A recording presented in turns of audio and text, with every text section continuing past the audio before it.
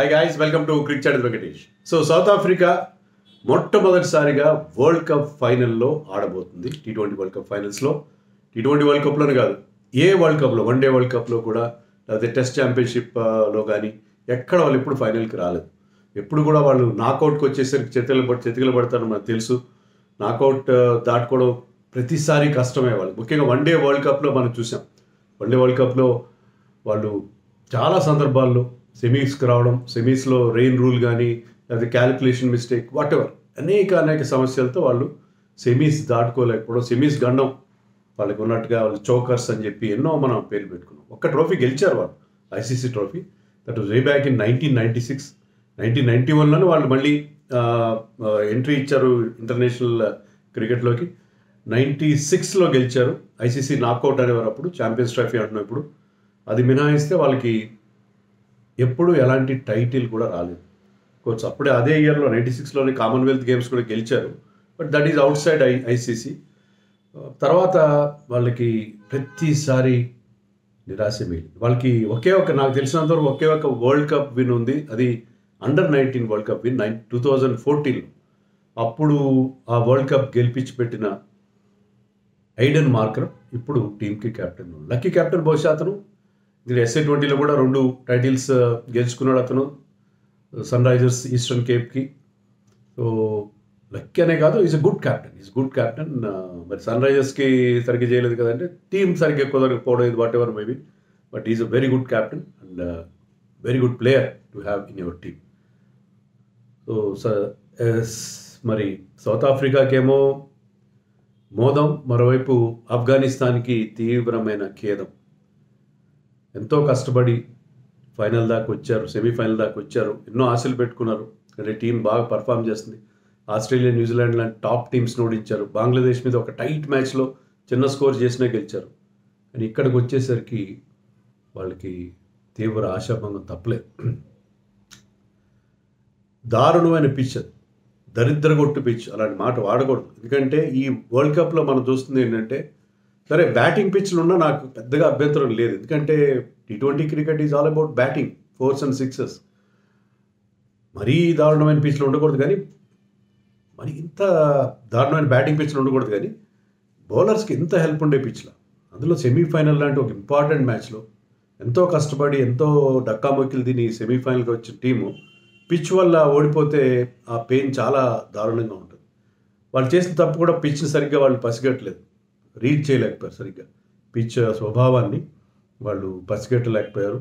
దానివల్ల ఏమైందంటే టాస్ గెలిచి ముందుగా బ్యాటింగ్ తీసుకున్నారు. మార్కర్ చెప్పాడు, నేను కనుక టాస్ గెలిస్తే బ్యాటింగ్ తీసుకున్నామని చెప్పాడు. మ్యాచ్ తర్వాత కూడా అతనే చెప్పాడు, lucky that I last the toss. కొన్నిసార్లు టాస్ ఓడిపోవడం చాలా మంచిది అవుతుంది. మార్కర్కి అదే జరిగితే వాళ్ళు చిన్న స్కోర్ చేస్తుంటారు. 56 కాకపోయినా ఒక 80-90 కొట్టుండేవారు, మ్యాచ్ వేరే రకంగా ఉండేది పరిస్థితి. కానీ on that pitch which has lot of movement in the air of the pitch and bounce, మంచి బౌన్స్ ఉంది, స్పైసీ పిచ్. అది ఆ బౌన్సీ పిచ్ మీద ఒకడేమో తాడి చెట్లా ఉన్నాడు, 6 అడుగుల 8 అంగుళాలు మార్క్ యాన్సన్. రబాడా కూడా తక్కువ హైట్ ఏం కాదు, అతను కూడా 6'3", 6'4" ఉంటాడు. సో వాళ్ళిద్దరూ వాళ్ళ హైట్, తర్వాత వాళ్ళ పేస్ అండ్ పర్ఫెక్ట్. వాళ్ళు ఈజీగా పిచ్ని చూడగానే, ఎందుకంటే సౌత్ ఆఫ్రికాలో ఇలాంటి పిచ్లు ఉంటాయి వాళ్ళకి, బౌన్సీ ట్రాక్స్. సో ఆ పిచ్ మీద ఏ లెంత్ వేయాలి, టెస్ట్ మ్యాచ్ లెంత్ వేయాలి. సో ఆ టెస్ట్ మ్యాచ్ లెంత్ నమ్ముకున్నారు and they got wonderful success. Marco Jansen first ఓవర్లోనే గుర్బాజ్ని అవుట్ చేశారు, caught at in the slips by Hendricks. తర్వాత అతని సెకండ్ ఓవర్లో left armer's dream delivery, left arm over the wicket, ball mid angle బయటకు వెళ్ళకుండా ఇలా కర్వ్ అయి లోపలికి వచ్చి స్టంప్స్ని అటాక్ చేయడం. సో దాంతో క్లీన్ బౌల్డ్ అయ్యాడు and Gurbaz had no clue a moment. తర్వాత 4వ ఓవర్కి రబాడా వచ్చాడు. కేశవ్ మహారాజ్ ఒక ఓవర్ వేసాడు మధ్యలో, 4వ ఓవర్కి రబాడా వచ్చాడు.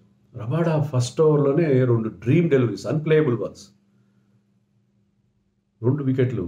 అతను ఇబ్రాహిం జద్రాన్ అండ్ నబీ ఇద్దరు ఒకే ఓవర్లో అవుట్, ఇద్దరు clean bowled. They had no answer. అది మీరు రీప్లే కూడా చూసి ఉంటే మీరు వండర్ఫుల్ డెలివరీస్. అది సరిగ్గా hitting the top of the stumps. అంటే ఏ లెంత్లో వేస్తే స్టంప్స్ని మనం హిట్ చేయగలుగుతాం. ది జస్ట్ టక్ టు ద బేసిక్స్. పర్ఫెక్ట్గా పిచ్లో ఉన్న కండిషన్స్ అర్థం చేసుకుని బౌలింగ్ చేశారు. సో వీళ్ళిద్దరు వికెట్లు తీశారు. తర్వాత నోకియా కూడా 2 వికెట్లు తీశాడు. అండ్ షంసీ వీని పేరు తబ్రేజ్ షంసీ అతను ఆ లెగ్ స్టంప్ లైన్ నమ్ముకున్నాడు. లెగ్ స్టంప్లో లైన్లో పడి బాల్ వాళ్ళకి ఫాస్ట్గా ప్యాడ్లకు తగిలింది. 3 సార్లు ఆన్ఫీల్డ్ అంపైర్ అవుట్ ఇచ్చాడు. 3 సార్లు అంపైర్ చాలా మార్జినల్ డెసిషన్స్. నాకు నేకెడ్ అయితే నేను రియల్ టైంలో చూసినప్పుడు 3 కూడా నాట్ అవుట్ అనుకున్నాను. కానీ they were just brushing the stumps డిఆర్ఎస్కి వెళ్తాయి. సో షంసీకి వెంటనే 3 వికెట్లు వచ్చి ఎవ్వరు నిలబొక్క ఉమర్ జాయ్ ఒక్కడే డబుల్ ఫిగర్స్ చేరుకున్నాడు. ఎక్స్ట్రాస్ 13, మిగతా అందరూ single digit. They had no answer at. అంటే పిచ్ కూడా అంత దారుణంగా ఉంది. వీళ్ళకు కూడా ఏంటంటే బ్యాటింగ్లో కాస్త నిలకడగా ఆడే ప్లేయర్స్ లేరు. వీళ్ళకున్న ప్రాబ్లం ఏంటంటే they are very good bowling side, no doubt.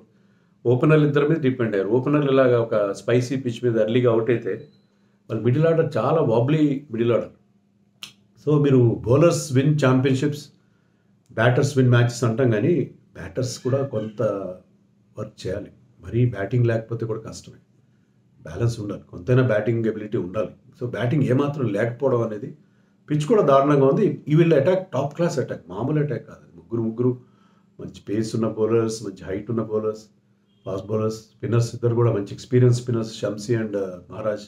They have got a wonderful bowling lineup. So దానివల్ల 56 మాత్రమే బోర్డు మీద పెట్టారు. సెమీఫైనల్లో లోయెస్ట్, ఆఫ్ఘనిస్తాన్ కూడా లోయెస్ట్ స్కోర్ అది 56. దాన్ని ఏమాత్రం డిఫెండ్ చేసుకోలేదు. సెకండ్ ఓవర్లో ఫజల్ హక్ ఫారూఖీ తన ఫస్ట్ ఓవర్లో క్లీన్ బౌల్డ్ చేశాడు డికాక్ని, బాగానే ఉంది. నెక్స్ట్ ఓవర్లో మార్క్రమ్ అవుట్ అయి ఉండేవాడు. ఎడ్జ్ అయింది బాల్ కీపర్కి, కానీ అది ఆన్ఫీల్డ్ అంపైర్ అవుట్ ఇవ్వలేదు. డిఆర్ఎస్కి వెళ్ళి ఉంటే అక్కడ క్లియర్గా స్పైక్ కనిపించింది, తర్వాత మనకి రీప్లే చూపించినాం. సో వీళ్ళకి ఏం కలిసి రాలేదు. ఆ నెక్స్ట్ ఓవర్లో మార్క్రమ్ అవుట్ అయ్యింటే కొంచెం టెన్షన్ అయ్యిండోదేమో. కానీ తర్వాత ఎలాంటి వికెట్లు పడకుండా 9th ఓవర్లోనే వాళ్ళు కావాల్సిన టార్గెట్ని రీచ్ అయిపోయారు చాలా ఈజీగా. సౌత్ ఆఫ్రికా ఇప్పటివరకు ఆడిన ప్రతి మ్యాచ్లో చాలా కష్టపడి పడుతూ లేస్తూ గెలిచింది. కానీ ఈ మ్యాచ్లో మాత్రం హ్యాపీగా ఎలాంటి విధి లేకుండా గెలిచేశారు. Thanks to their bowlers. Mark Jansen got the man of the match award. Huge disappointment for Afghanistan. And South Africa ఎంత బాగా ఆడుతున్నారు, నాకౌట్లో కూడా వాళ్ళు ఎంత బాగా పర్ఫామ్ చేస్తున్నారంటే, ఫైనల్కి ఎవరు వచ్చినా, ఇండియా వచ్చినా, ఇంగ్లాండ్ వచ్చినా వాళ్ళ విషయంలో చాలా కేర్ఫుల్గా ఉండాలి. This team is looking very good now. Batting కూడా వాళ్ళకి ఎప్పుడైతే డికాక్ ఫామ్లోకి వచ్చాడో, మార్కమ్ కూడా ఇప్పుడు బాగా ఆడుతున్నాడు. Late in the tournament. Klaasen ఉన్నాడు, స్పిన్ బాగా ఆడే క్లాసన్ ఉన్నాడు, వాళ్ళకి మంచి ఫినిషింగ్ ఇచ్చే మిల్లర్ ఉన్నాడు. So South Africa can be a tough opponent in the final, అది ఇండియాకైనా ఇంగ్లాండ్కైనా. అండ్ ఈసారి వాళ్ళకి ఆ చోకర్స్ లాగా, ఎందుకంటే వాళ్ళు దే ఆర్ చోకర్స్, వాళ్ళు గ్రూప్ స్టేజ్లో కానీ సూపర్ 8లో కానీ ఆ టైట్ మ్యాచ్ గెలిచుండేవారు కాదు. They are made of steel. They are holding their nerve. బాగా గట్టి మెంటల్గా స్ట్రాంగ్గా ఉన్నారు వాళ్ళు.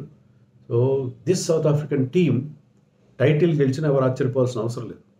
ఫైనల్లో ఎలా ఆడతారో తెలియదు మరి, వాళ్ళకి ఫస్ట్ ఫైనల్ కదా. ఫస్ట్ ఫైనల్లో కాస్త తడబడచ్చు. బట్ వాళ్ళ ఆట తీరు చూస్తుంటే డెఫినెట్గా వాళ్ళ అపోజిషన్ చాలా జాగ్రత్తగా ఆడాల్సి ఉంటుంది కదా.